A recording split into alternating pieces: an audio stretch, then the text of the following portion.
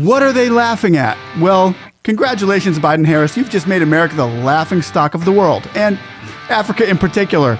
Guys, you can believe that.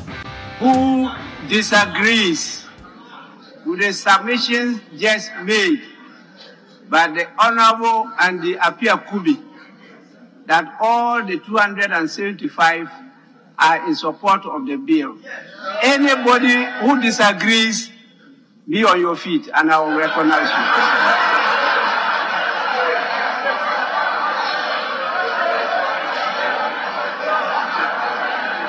you. You've got to watch this whole video to believe it and to understand it. If you're in America and you don't understand what's going on in Africa, get ready to see what the mainstream media isn't showing you. But we are. Dear God, please protect me. What's gotten into Africa? I'll tell you what's gotten into Africa. A lot of God and a lot of power. Africa has just issued strict anti-gay laws, and they have receipts for why they did it. They're backed, first of all, by God and his laws. Next, by the CDC and medical. Next, by psychological data, and also by the laws of nature and science, which all lines up with their constitutional values and laws, henceforth 100% unanimous decision, all parliament 275 members in favor of keeping the LGBTQXYZ agenda out of their country. Are you ready to hear the front-running argument of Sam George of Ghana as he tears apart any legitimate reasoning for allowing this new religion, LGBTQ, to infiltrate this African country? This is epic. Subscribe and like for more, and you guys gotta watch this clip bit by bit. Sam George here in Africa, in Ghana, on the new laws and why. What say you? Let me know in the comments. Let's just grab a drink and a snack while we watch this one together. Mr. Speaker, my submission would anchor on 4 legs: traditional, scientific, legal, and religious. Mr. Speaker, Ghana is a culturally rich nation. We have 70 ethnic groups and 80 languages. We have 242 traditional areas that are recognized by the National House of Chiefs.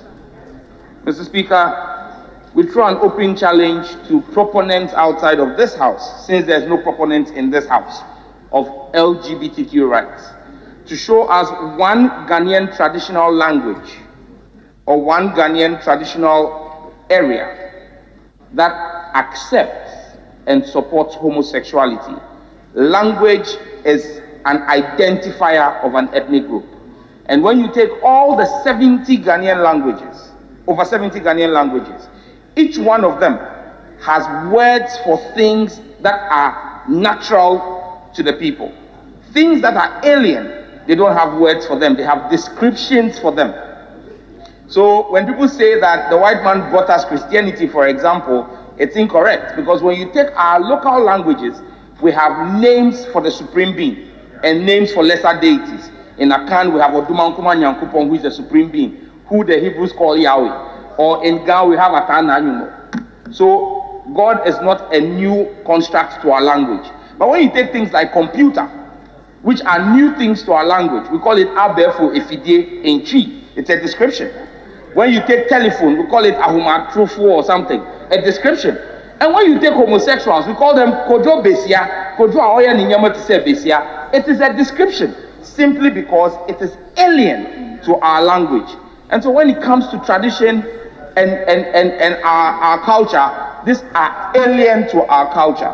Mr. Speaker, in the West, their culture seems to prohibit polygamy and support this. People think it's a cultural thing. It's actually not a cultural thing for the West. It's a financial decision. And let's put it to the Western world, that because of their tax system, that is why they frown on polygamy, not because of culture. Because when you are a single man in the West, you pay a higher tax. Once you get married to your spouse, your household tax reduces your individual tax liability. So then imagine if they allowed one man to have 4 wives. He will pay less tax to their exchequer.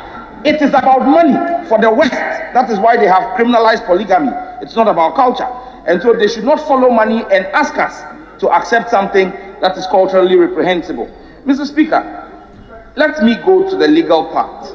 Our constitution has been dealt with, but when you read the report, those who argue against this bill say that Ghana is a signatory to international rights, the conventions and treaties. Very true. But Mr. Speaker, what they fail to do is they think that all of us don't read, but some of us do read. And Mr. Speaker, all the conventions that they have quoted in their memos to the committee, we would establish the